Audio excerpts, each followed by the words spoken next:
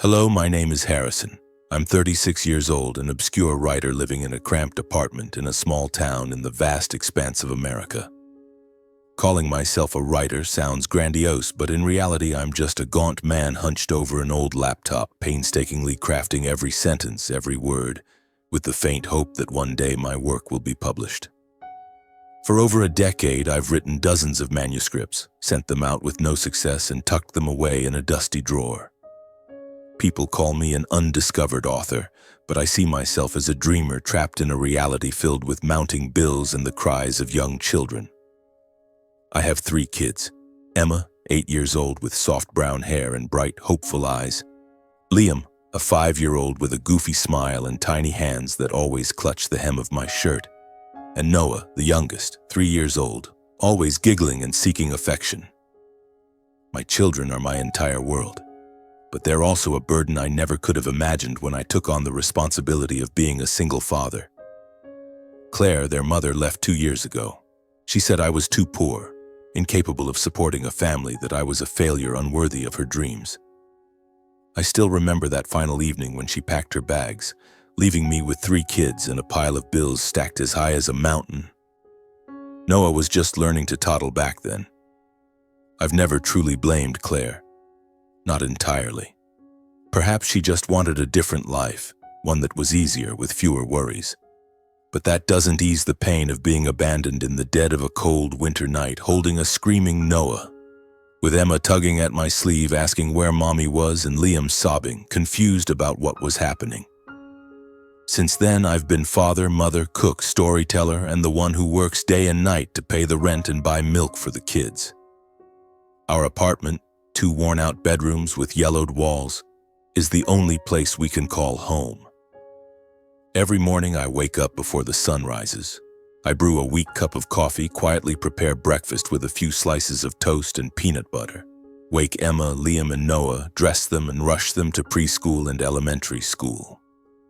I return to the empty apartment, open my laptop, and start typing. But writing doesn't feed 3 children. I take whatever freelance writing jobs I can find online, writing ads, editing texts, even translating medical documents. By day, I'm a hired pen. By night, I'm an anonymous author.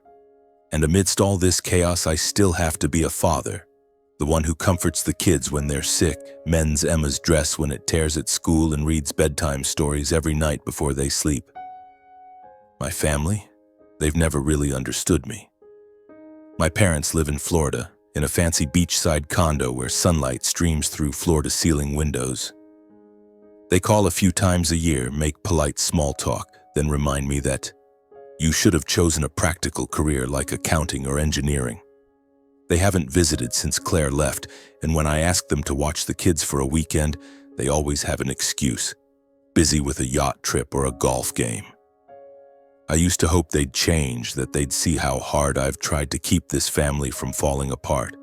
But all they see is a Harrison who can't make money, not a father desperately clinging to his last shred of hope. Every time I watch my 3 children sleep soundly in their beds, my heart feels heavy.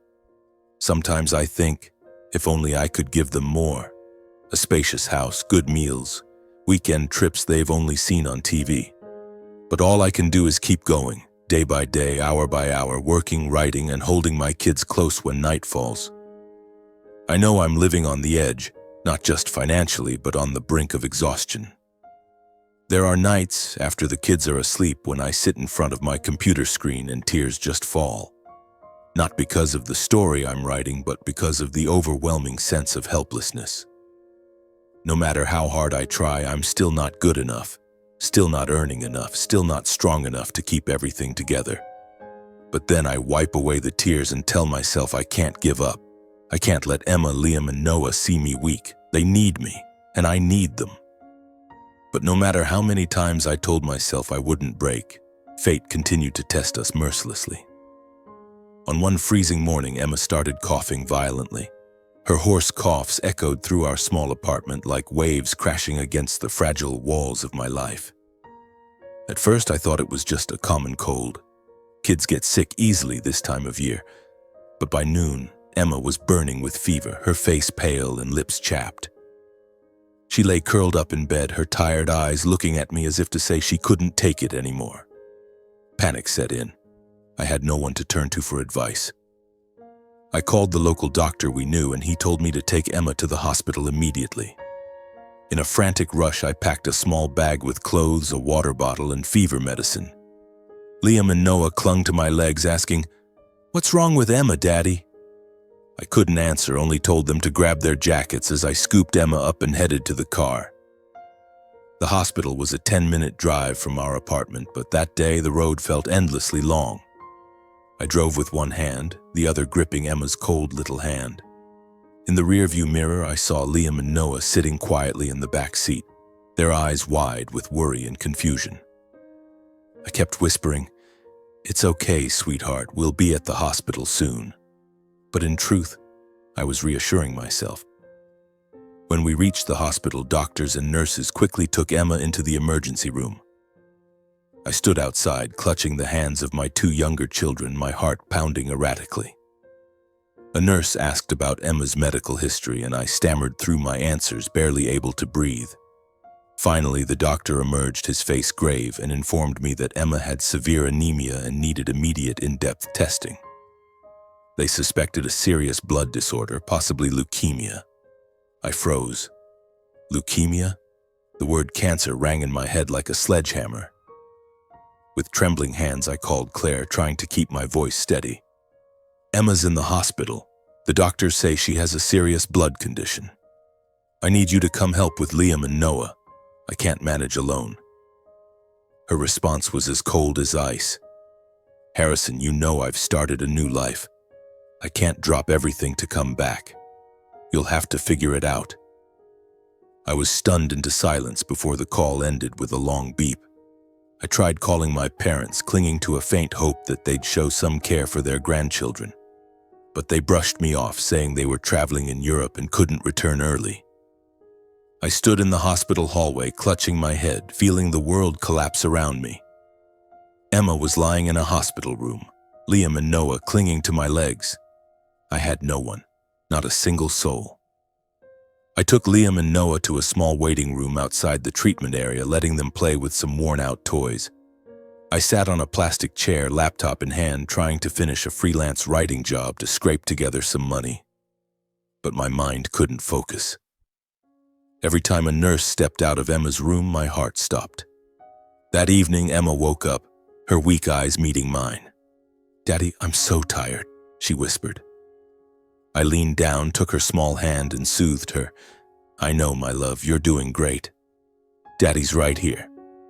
Liam and Noah sat close to me, eventually dozing off on the chairs. I quietly draped my jacket over them, then sat back by Emma's bedside, holding her hand as if clinging to a fragile thread of hope. That night, I didn't sleep. I sat there, watching the blinking lights of the monitor, listening to the soft hum of the breathing machine, feeling helplessness and loneliness seep into every vein. The next morning, the doctor confirmed that Emma would need long-term hospitalization for treatment and to await further test results. I didn't know what to do. I couldn't leave Liam and Noah at home alone, nor could I leave Emma here by herself. In the end, I begged the hospital to let the younger two stay with us despite the cramped and inadequate conditions. The four of us, 3 if you didn't count Emma lying in the hospital bed, were squeezed into a small hospital room where the harsh white glow of fluorescent lights bathed the ceiling.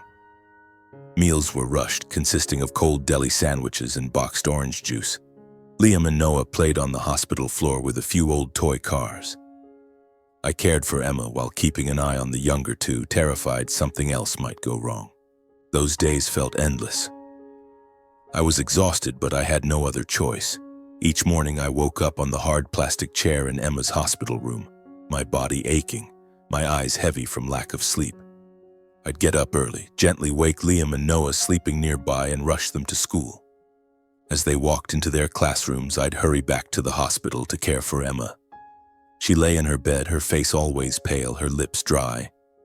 I'd hold her hand, whispering, "Daddy's here. You don't have to be scared."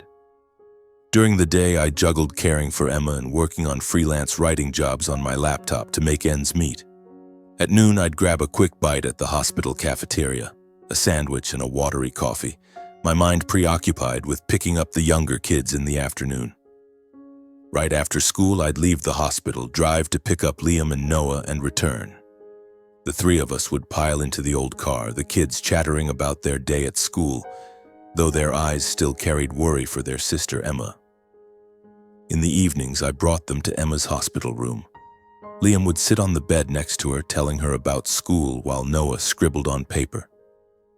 I'd check on Emma's condition with the nurses, keep an eye on the younger two, and type a few lines on my laptop to finish freelance work. Day after day passed in this exhausting, suffocating cycle. I was drained. Some nights I'd fall asleep on the plastic chair by Emma's bed, only to jolt awake when Noah cried out, "Daddy, where are you?"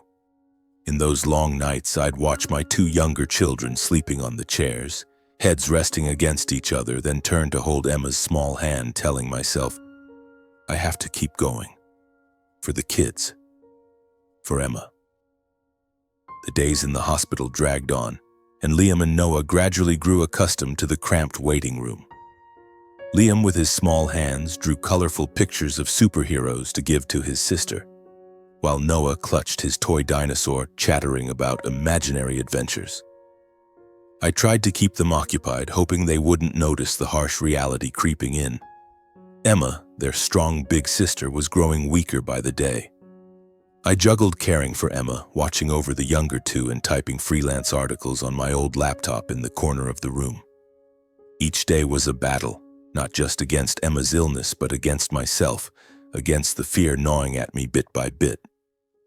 I called Claire one more time, though I knew it was futile. "Claire, Emma needs you," I said over the phone, my voice trembling. "She's very weak. Can you visit her even just once?" But as always, her response was cold. "Harrison, I can't come back. I have my own life now. You'll manage." The long beep of the disconnected call echoed, and I sat there in the hospital hallway feeling as though someone had stabbed me in the chest. I called my parents, but they only said, "We'll come back after our trip, Harrison. Hang in there, son. Hang in there." The words felt like a mockery. I had no one, not a single family member to share this burden. Just me, Emma, Liam, and Noah, in a hospital room reeking of antiseptic. Angela, a young nurse assigned to Emma's care, was the only light in those dark days.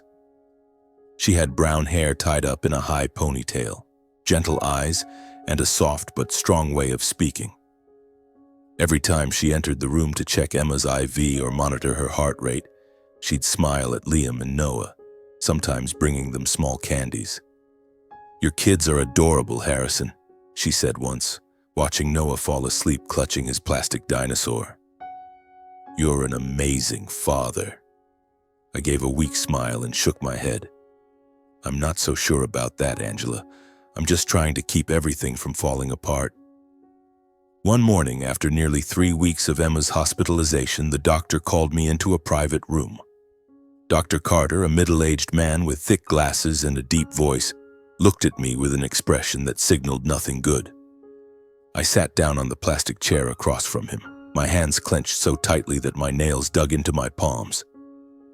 "Harrison," he began cautiously, "we have the results of the in-depth tests. Emma has acute myeloid leukemia, or AML.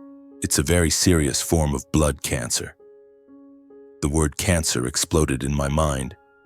I felt the blood drain from my face, the air in the room thickening. "How serious?" I asked, my voice breaking.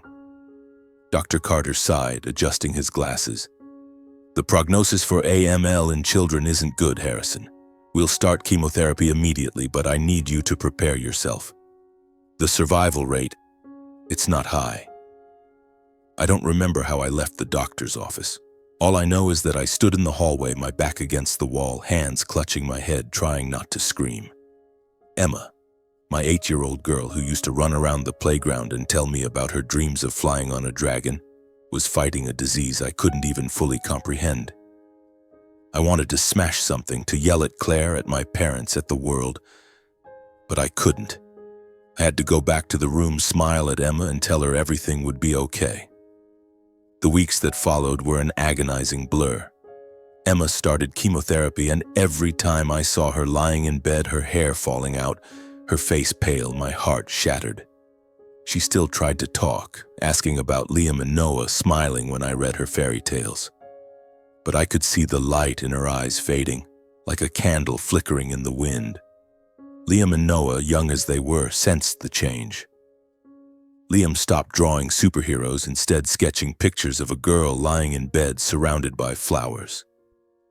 Noah kept asking, "When will Emma come home to play with me, Daddy?"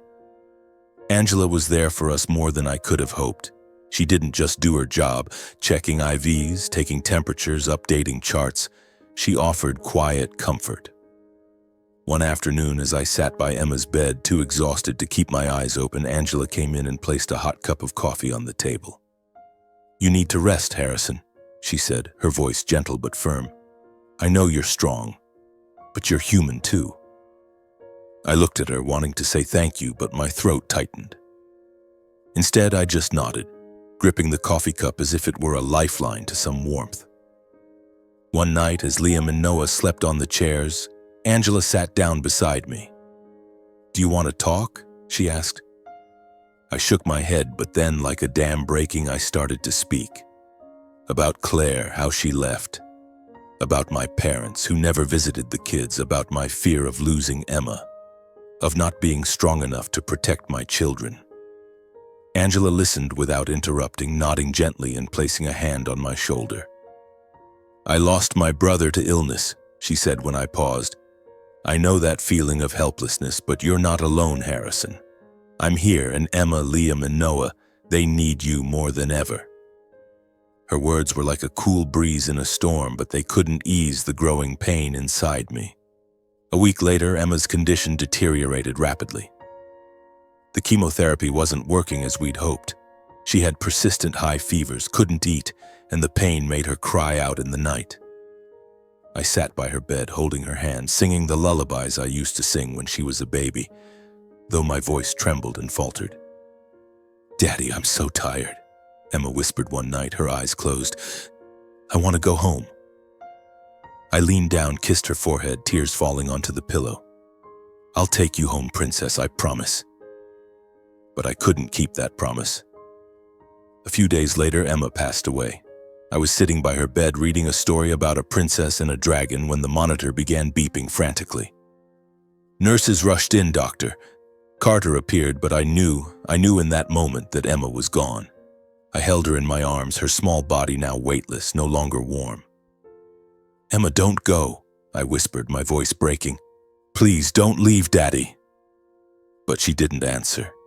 She would never answer again. The world collapsed. I don't know how long I cried, only that Liam and Noah, waking up amid the chaos, ran to me and clung to me. Liam sobbed. "Where's Emma, Daddy?" Noah, with his innocent eyes, just held my hand and whispered, "Don't cry, Daddy." But I couldn't stop. I had lost Emma, my brightest light, the girl who dreamed of dragons and taught me how to be a father. I felt I had failed. Failed Emma, failed Liam, failed Noah, failed myself. Angela stayed with me through those hours. She didn't say anything, just stood there, a hand lightly on my shoulder, a quiet anchor keeping me from collapsing. She helped care for Liam and Noah, taking them outside to play so I could stay with Emma to say my final goodbye. When I left the room, clutching Emma's tiny sweater, Angela approached and handed me a glass of water. "Harrison," she said, her voice low but steady. "I know it feels like you can't go on, but Liam and Noah are still here. They need you. And Emma, she would want you to keep going." I didn't respond. I couldn't. But deep down, I knew Angela was right. Liam and Noah, the two little boys sitting in the waiting room, still needed me. I wiped my tears, took a deep breath, and walked out to hold my sons. "We'll be okay," I said, though I didn't believe it myself. But I had to try. For Liam, for Noah, and for Emma, who would forever be a part of me, even if only in memory. The days that followed were a dark void. I arranged Emma's funeral, a simple service in the small church in Willow Creek. Only me, Liam, Noah, and a few kind neighbors attended. Claire didn't show up, only sending a brief text. I'm so sorry, Harrison.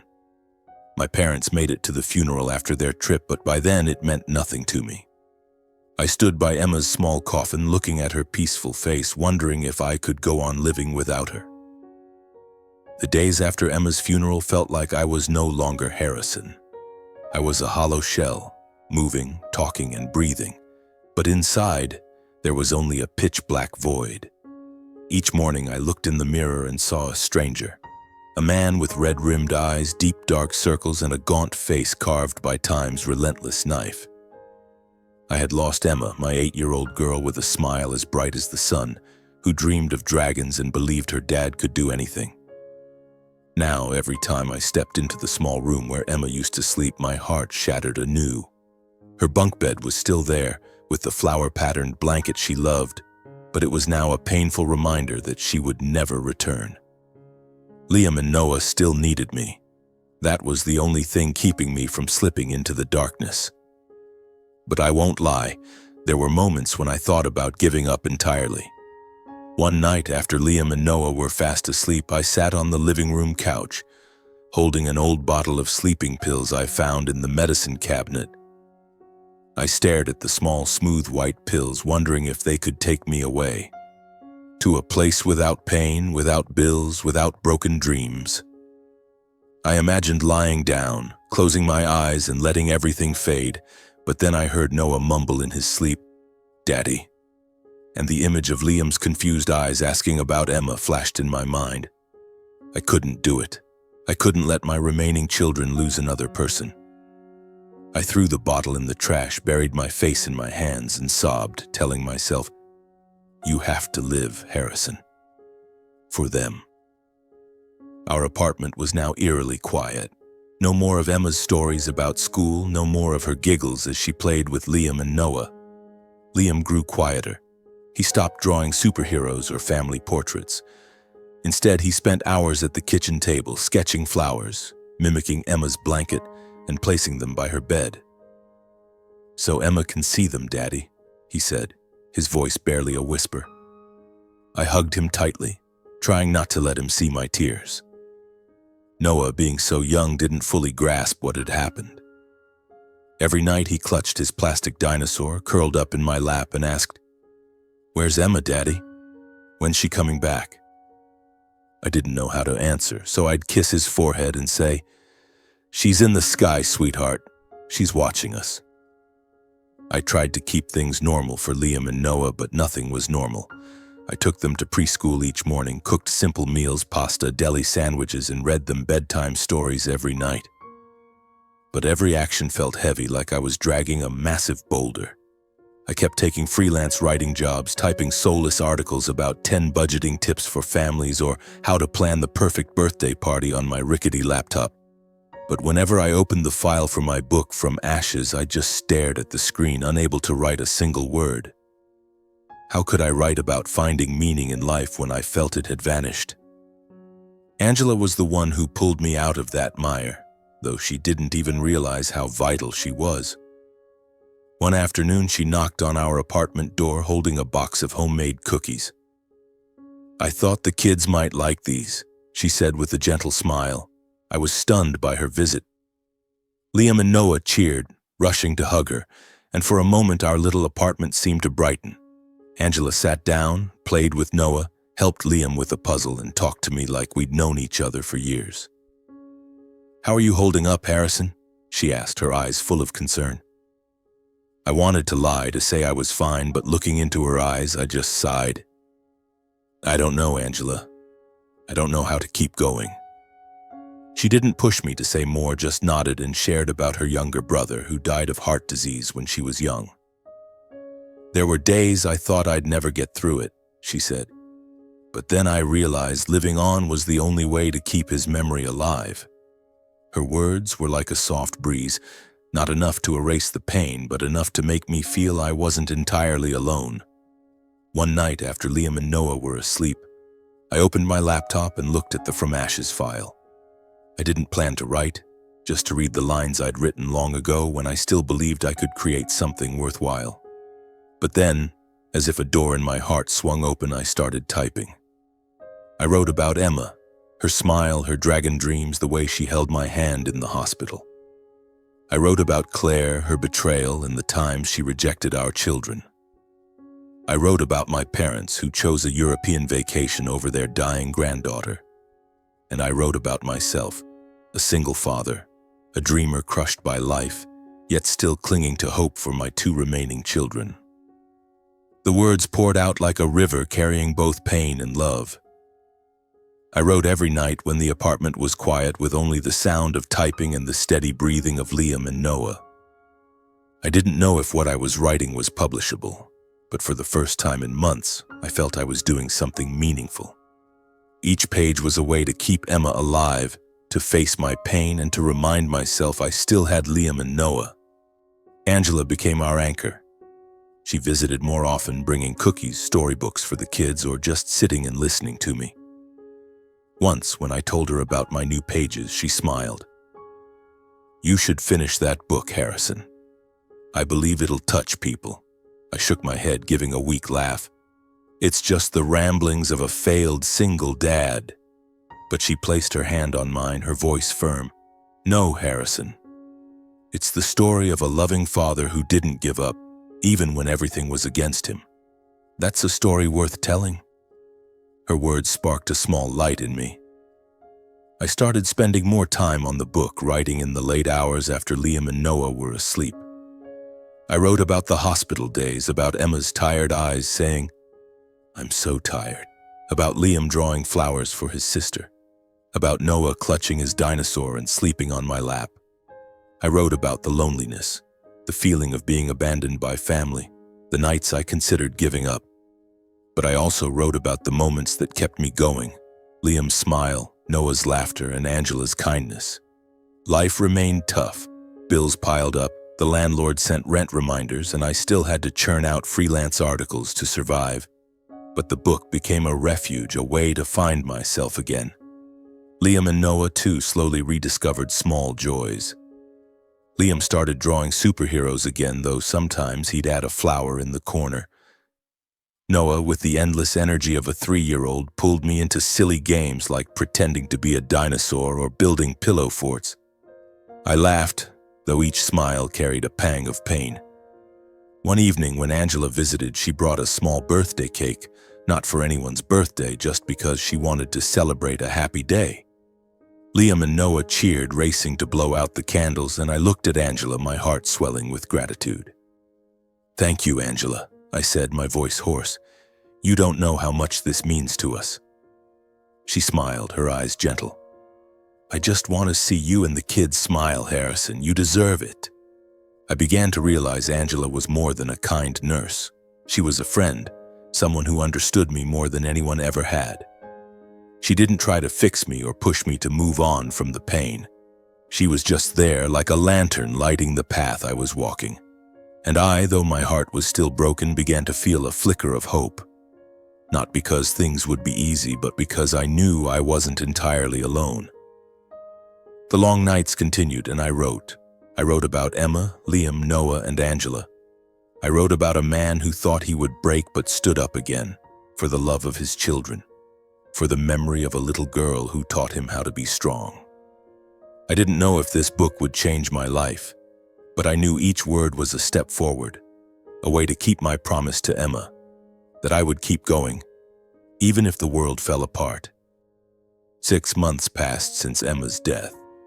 I finally completed the manuscript for From Ashes. I sent it to publishers, clinging to a faint hope. Then one morning I received an email from a small publishing house in New York. I was sitting in the kitchen nursing a watery coffee while Liam and Noah bickered over the last cookie. The email's subject was simple: offer to publish From Ashes. My heart pounded, my hands trembling as I opened it. "Dear Mr. Harrison," they wrote, "we were deeply moved by your raw and heartfelt story. We believe this book has the potential to touch the hearts of many readers." I read it over and over, thinking I must be dreaming. After years of rejection letters, I couldn't believe someone saw value in the words I wrote through tears. The publishing process moved faster than I expected. I worked with an editor named Sarah, a middle-aged woman with a gentle but sharp voice. She helped refine the manuscript, preserving my raw, honest tone while making the story more cohesive. "This isn't just your story, Harrison," Sarah said over the phone. "It's the story of anyone who's lost someone they love, who thought they couldn't go on but stood up again." I nodded, though she couldn't see, feeling a flicker of pride for the first time in years. From Ashes was published on a rainy October day. I didn't expect much, hoping only to sell a few hundred copies, enough to pay off some debts and buy Liam and Noah new toys. But then, like a tidal wave, the book took off. A review in the local paper called it a love letter to fathers, mothers, and broken hearts. A popular blogger shared my story on social media, and soon From Ashes climbed Amazon's bestseller list. I received emails from readers everywhere. Fathers who lost children, single mothers, people who thought they couldn't survive their pain. They wrote, "Your story made me feel less alone." Each letter was a brick, rebuilding a part of me that had crumbled. Then came the interviews. A local TV station invited me to their studio, where I sat under blinding lights, stumbling through stories of Emma, Liam, Noah, and the nights I thought I couldn't go on. "What kept you writing?" the host asked, eyes curious. I took a deep breath, thinking of Emma, her smile. "My kids," I answered. "Emma taught me how to love, Liam and Noah taught me how to live. I wrote to keep my promise to them that I wouldn't give up." From an unknown writer, I suddenly became a name people recognized. Invitations to speak poured in, from local libraries to mental health workshops, then larger events in distant cities. I stood before hundreds, sharing my journey as a single father, the pain of losing Emma, and how I found meaning through writing. Each time I spoke, I felt Emma somewhere, smiling at me as if she were proud of her dad. The book's royalties started coming in, not a fortune, but enough to change our lives. I paid off the overdue rent, bought better groceries, and for the first time in years, I didn't worry about the electricity being cut off. More importantly, I decided to leave the cramped apartment where every corner reminded me of Emma. I found a small house on the outskirts of Willow Creek. Not a mansion, but big enough for Liam and Noah to have their own rooms with a small backyard. On moving day, Liam ran through the house, shouting, "Daddy, I have my own room." Noah, clutching his plastic dinosaur, bounced on the grass, laughing so hard I couldn't help but laugh too. For the first time, I felt I was giving my kids a real home, but the pain of losing Emma never left me. Each night after Liam and Noah were asleep, I sat in the new living room, staring out at the dark backyard, thinking of her. I remembered her voice, the way she called Daddy when she needed me, the way she held my hand in the hospital. Some nights I cried, not out of weakness, but because I knew this pain would always be part of me. Yet I also knew I had to live, not just for Liam and Noah, but for Emma, for what she taught me. Angela remained a constant in our lives, an indispensable part. She visited the new house, bringing a small potted plant to brighten the garden, as she put it. Liam and Noah adored her. Liam called her superhero Angela, while Noah clung to her, demanding dinosaur stories. I looked at her, my heart swelling with gratitude. Angela wasn't just the nurse who stood by me in the hospital. She was the one who helped me see life was still worth living. One evening, as we sat on the porch watching Liam and Noah chase each other on the grass, she took my hand. "You've done something amazing, Harrison," she said. "Not because of the book, but because you didn't give up." I squeezed her hand lightly, saying nothing, but knowing she was part of why I was still standing. I started attending a support group for parents who'd lost children, held at a community center in Willow Creek. My first time there, I felt awkward, like I didn't belong. But as I sat and listened to others share about a boy lost in an accident, a girl who died of illness, I realized I wasn't alone. I spoke about Emma, her dragon dreams, and how I nearly gave up. People listened, nodded, and an older woman took my hand, saying, "You're a strong father. She must be so proud of you." For the first time, I felt understood, not as a writer or author, but as a father learning to live with pain. The support group became part of my life. I went weekly, not just to share, but to listen, to learn how to turn pain into inspiration. One member, a father named Tom, talked about planting a garden in memory of his son. I thought of Emma and decided to plant a rose bush in our backyard, her favorite flower. Liam and Noah helped me dig the soil and water it, and every time the roses bloomed, I felt Emma was still here in those vibrant red petals. Our new life wasn't perfect. Some days I woke up with that same emptiness, still heard Emma in my dreams. Liam still drew flowers in the corners of his sketches, and Noah's questions about his sister grew less frequent but never stopped. But we were learning to live, not to forget Emma, but to carry her with us. I kept writing, not just for From Ashes, but because I realized writing was how I faced the world, how I kept my promise to Emma. One evening, as I edited a speech for an upcoming event, Liam walked in holding a new drawing. "Daddy, I made this for you," he said, handing me a sheet of paper. In the drawing, I stood between Liam and Noah, holding hands with a small girl with wings standing on a cloud, smiling. "That's Emma," Liam said, his voice shy. "I think she's happy." I hugged him, tears streaming down my face. "She is happy, son," I whispered. "And Daddy's going to try to be happy too for you and Noah." Angela visited soon after, bringing a tray of freshly baked cookies.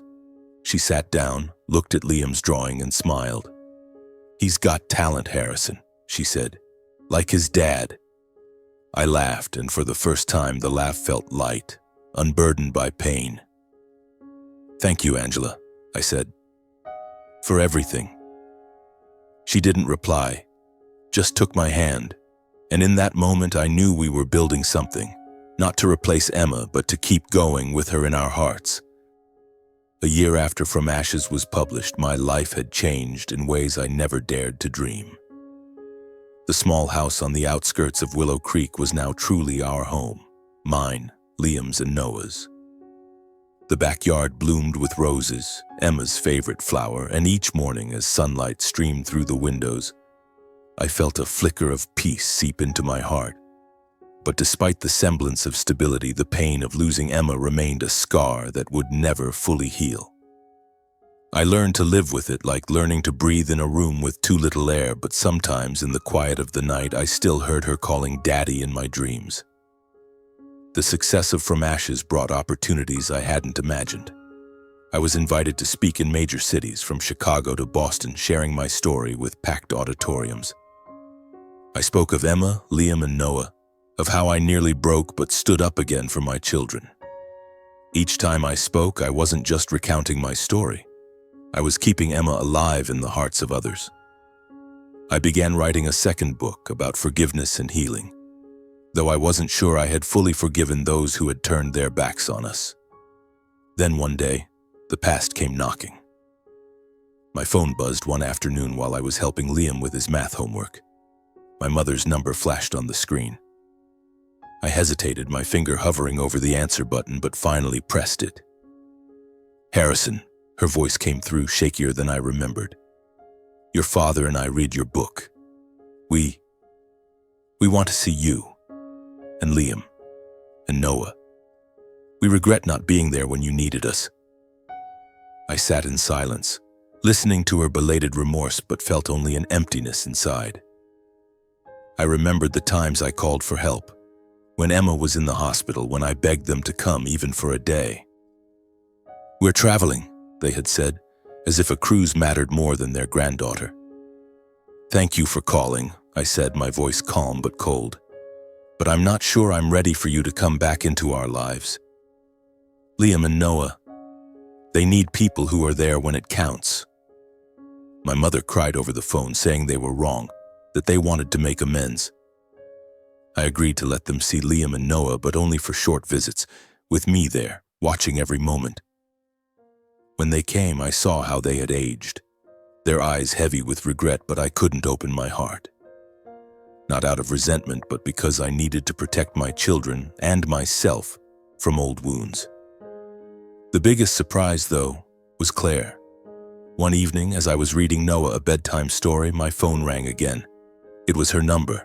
I barely recognized it. It had been so long since we last spoke. When I answered, Claire's voice came through, strangely sweet, as if she were trying to play the role of the wife she once was. Harrison, I read your book. It's incredible. I regret leaving. I want to come back to start over. We could be a family again. I stood frozen, gripping the phone tightly. The image of Claire walking out, leaving me with 3 children, flashed vividly in my mind. I remembered her refusals to visit the hospital when Emma needed her mother most. I remembered her brief text when Emma died. I'm so sorry. And now, with my name known and a best-selling book, she wanted to return. I took a deep breath, steadying my voice. Claire, you abandoned our kids when they needed you most. You weren't there when Emma was sick, when Liam and Noah cried for their mom. I'm sorry, but there's no place for you here anymore. She pleaded, saying she had changed, that she regretted everything, but I hung up. I didn't hate Claire, not anymore. I just felt relief, like I'd finally set down a burden I'd carried too long. I looked at Liam and Noah playing on the floor and knew I'd made the right choice. We didn't need Claire. We had each other, and that was enough. While people from my past tried to re-enter, Angela was the one who stayed, quietly but steadfastly. Our relationship grew through small moments. Her bringing cookies, spending afternoons playing with Liam and Noah, listening to me talk about Emma without judgment. One evening, as we sat on the porch under a faint moonlight, I said, my voice hoarse, Angela, you've done more than you know. You helped me see that life is still worth living, even when it hurts. She smiled, placing her hand on mine. Harrison, you're stronger than you think. I'm just here to remind you of that. I realized I was falling in love with Angela. Not the fiery love of youth, but a deep, steady love built on understanding and respect. She didn't try to replace Emma or fill the void she left. She brought a new warmth, a sense that I could rebuild from the ruins. Once when I asked if she'd stay for dinner, she laughed. Only if you promise not to make pasta again. I laughed too, feeling for the first time that the laughter was light, unweighed by pain. A year after From Ashes was released, I became a symbol, not for fame, but for my story. I continued speaking at workshops, not just about writing, but about surviving loss. I hosted sessions at the support group, listening to other parents share about their children. I spoke of Emma, how she taught me to love, and how Liam and Noah helped me find meaning again. Each time I shared, I felt I was not only helping others, but healing myself. Liam and Noah grew day by day. Liam, now 6, started asking deeper questions. Daddy, does Emma see me when I play soccer? I hugged him, saying, she's always watching you, Liam. She's up in the sky, cheering for you. Noah, now 4, still clung to his plastic dinosaur, but began telling his own stories about Emma flying on clouds. I listened, smiled, and held those moments in my heart like precious gems. Angela became an inseparable part of our lives. One day, as we planted another rose bush in the garden, she knelt beside Liam and Noah, helping them water it. Do you think Emma would like this flower's color? She asked. Noah nodded eagerly, and Liam gave a shy smile. I looked at her, my heart swelling with a feeling I hadn't known in so long: hope. Not long after, I proposed to Angela, not with a grand gesture, but with a simple question. Would you like to build a family with us? She smiled, her eyes sparkling, and nodded. I'm already part of you, Harrison. We didn't erase the past. Emma was still there, in every rose, in every drawing of Liam's, in every story Noah told. But we learned to live with her memory, turning pain into part of our journey. I kept writing, not just for myself, but for those who found solace in my story. I wrote about love, loss, and resilience. And I lived for Liam, for Noah, for Angela, and for Emma, the girl who taught me that even in brokenness, light could be found. One morning, I stood in the garden watching Liam and Noah run and laugh under the sunlight. Angela stood beside me, hand in hand, and I felt a peace I once thought I'd never know again. Our life wasn't perfect, but it was ours. A new family built from the ashes with love and hope as its foundation. I looked up at the sky, whispering, Emma, I did it. Are you proud of me? And in that moment, I felt a gentle breeze, as if she were smiling from above.